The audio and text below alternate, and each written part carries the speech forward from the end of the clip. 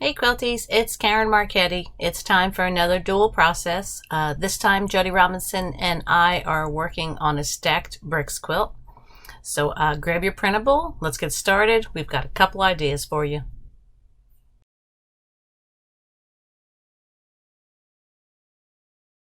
Hey guys, it's Karen. So for my version of the stacked bricks quilt, I'm going super simple, but really repetitive. So it's real, just two basic things: a straight line and some just loops. So if you want to use a ruler for the straight line, that's fine. I'm going to assume that these aren't very wide strips. You know, the bricks are maybe, I don't know, 2-3 inches, just guessing. So I'm going to figure I can get about this much in a pass. At least that's what I'm drawing. So I'm going to start right here, and I'm just going to use piecing lines to aim. Okay, again, if you need to use a ruler, you can. I am definitely not using a ruler for drawing. So from here, in an ideal world, I could draw half loops, but I'm just going to pretend I'm stitching right off the edge of the quilt, because I only need half of them on that straight line. And it's just over, under, just little loopies to bring us back to where we started. And then I'll stitch down in my seam line, and I'll come back the opposite way. So I'm essentially making little diamond shapes. Okay. Again, come up here, do my loops back. So it is super easy, just very repetitive.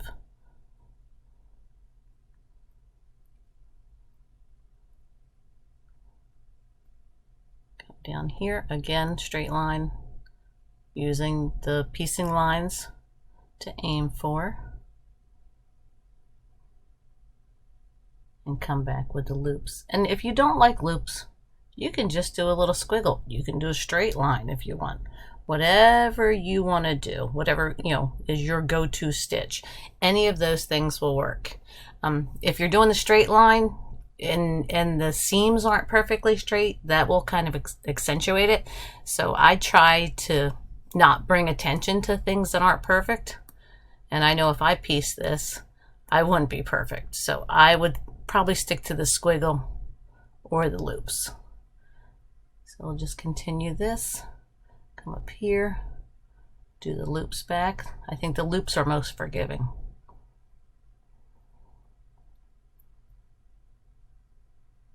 All right, finish this one up. And I'm going to say I could probably fit one more in this pass.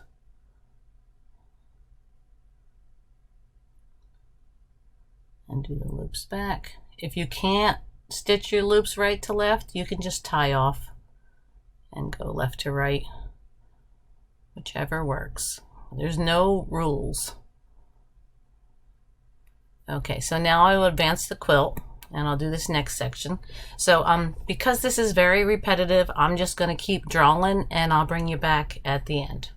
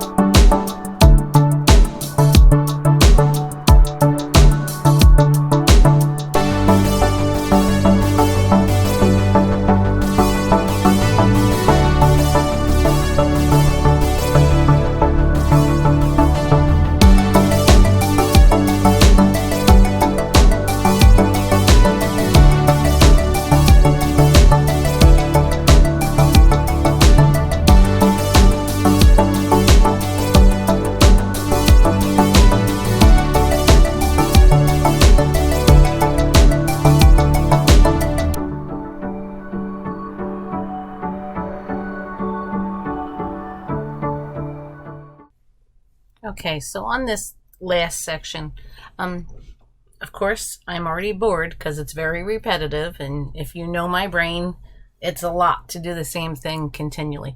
So I'm gonna kind of change it up a little on these last rows and alternate my loopies. So I'll stitch this next, the straight line part.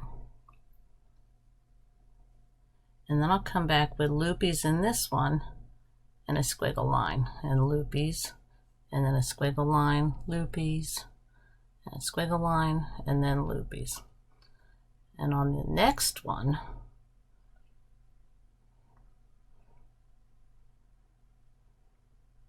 again, loopies and a squiggle line, and loopies and a squiggle line, loopies, and a squiggle line, loopies, and a squiggle line. And that works. You kind of get this diagonal look going because since they're alternating, it goes with the same line as the fabric piecing.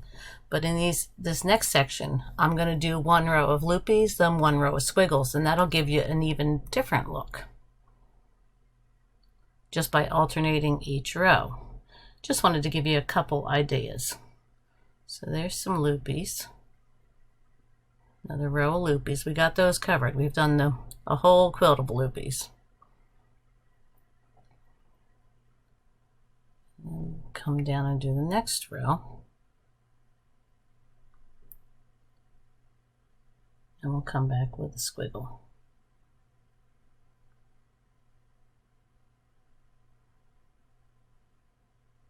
The next one will be loopies again. So this is more patterned.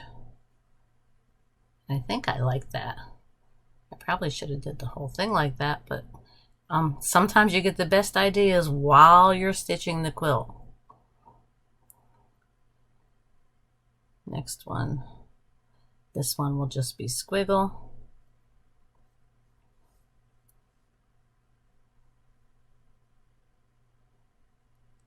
Just fill in that row. And then this last one.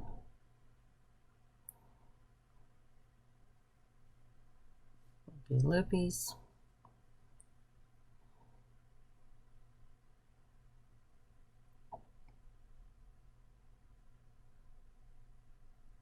And then a squiggle on the bottom. Of course, only getting half of it because it's the edge of the quilt. So I like this. I like the patterned. This is just very repetitive. It looks great. That's how I originally drew it out. But either one of these works. I hope you try it. You know, use whatever stitch you're most comfortable with for that center line.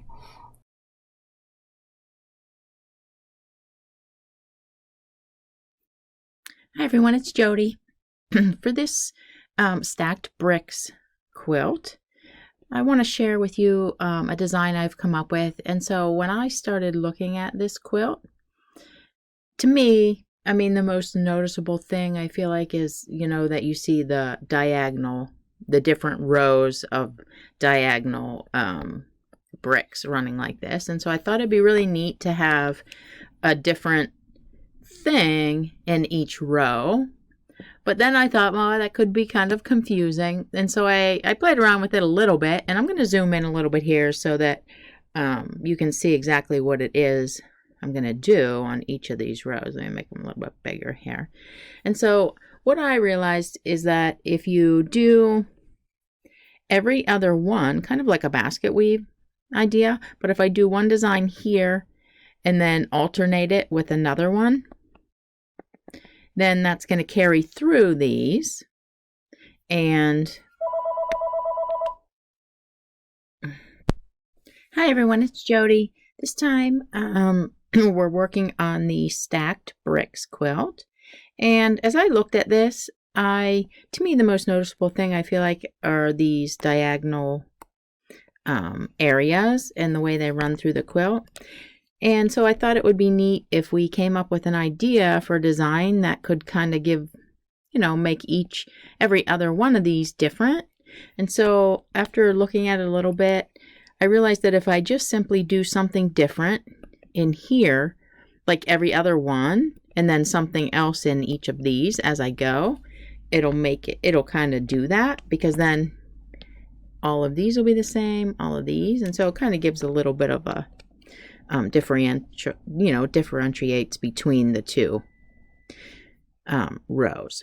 So what I decided on, and of course you could use any two designs you want. The key to it though is to make sure that you pick two different designs that are different enough that they don't blend together. And so what I ended up deciding on, and I'm going to go ahead and zoom in on this so that you can see a little better exactly what I'm going to do here. Let me see, make it a little bit bigger anyway. So I decided to do wavy lines, and I'm going to do those in each of these bricks. Actually, I'm going to zoom in a little more so you can see it good, and then I'll kind of make them smaller once we start. So I'm going to start right here, and I'm going to go, so what I'm doing, and generally I would use my foot and just kind of try to stay about 1/4 of an inch away and do a wavy line.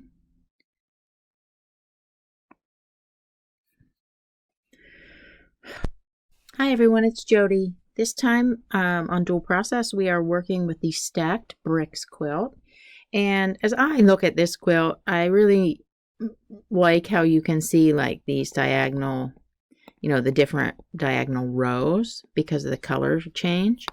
And so I thought it'd be neat if we could come up with a way to make every other one look different so it doesn't kind of, just all blend together. And so I'm going to go ahead and zoom in here so you can see better exactly what it is we're going to do. And so I'm just going to alternate. And so what we're going to do, you're going to pick two designs. So you want to do one in every other one, and then as you go along, you're going to do a different one in each of these. And the key to this, I'm using wavy lines and then loops. You could pick any two designs you like. You just really want to make sure that they're different enough. Like you wouldn't want two curvy things probably, just so that you can distinguish between the rows. You wouldn't want to use, if you use two that are very similar, then it's just going to all blend together and you're not going to get the effect of different rows. So I'm going to start at the bottom here, and I'm just going to do a wavy line. I usually kind of like use the foot and then head across the center and then across here and down. At this point, I'm going to do loops, and I'm just going to do the whole brick with the loops. And then we can go right into the wavy lines. So this actually will go pretty fast, even though there are a lot of bricks on here.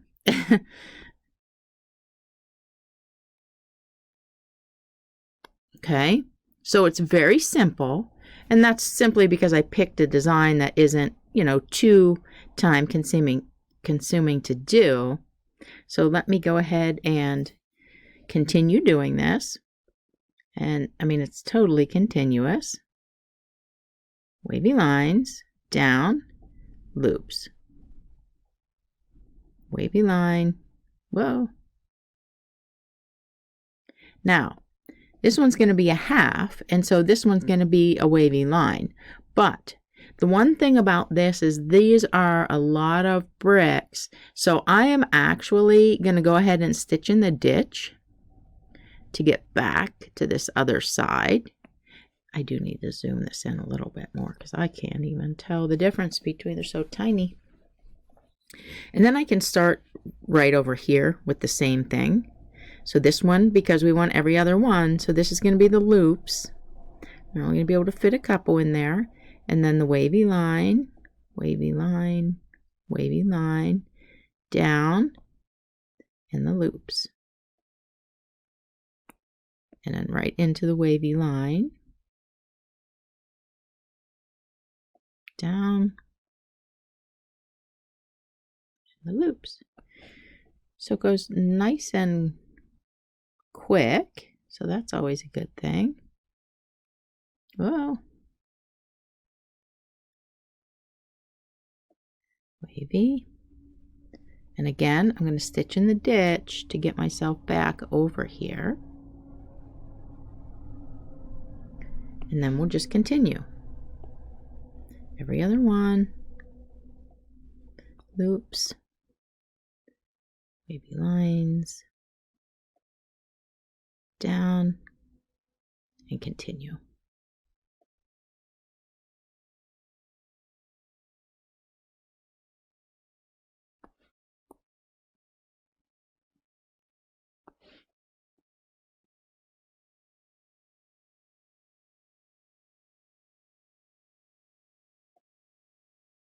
And then stitch back in the ditch. And then as you can, it's the same thing. That's just going to repeat. You do want to make sure as you continue through the quilt, you just want to make sure that when you have these half ones that you make sure that you're using the right design. So this one, I know because these are all the same. This one I need to start with the wavy lines. And I would start down there.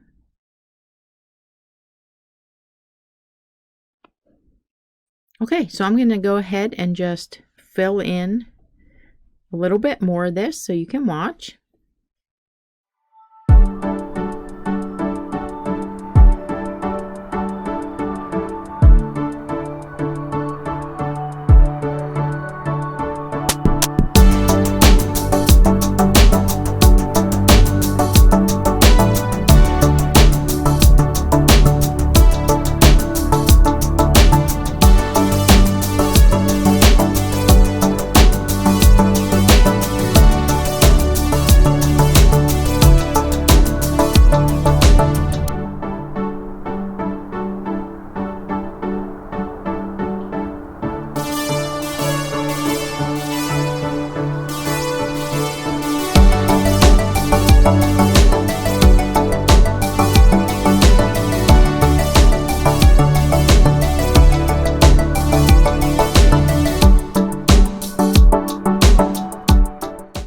Okay, so you can see, this is a lot of rows. So instead of you just watching me repeat and repeat and repeat, you can see already the effect of how that works. So we can now see like all of these ones, it's such a textural difference.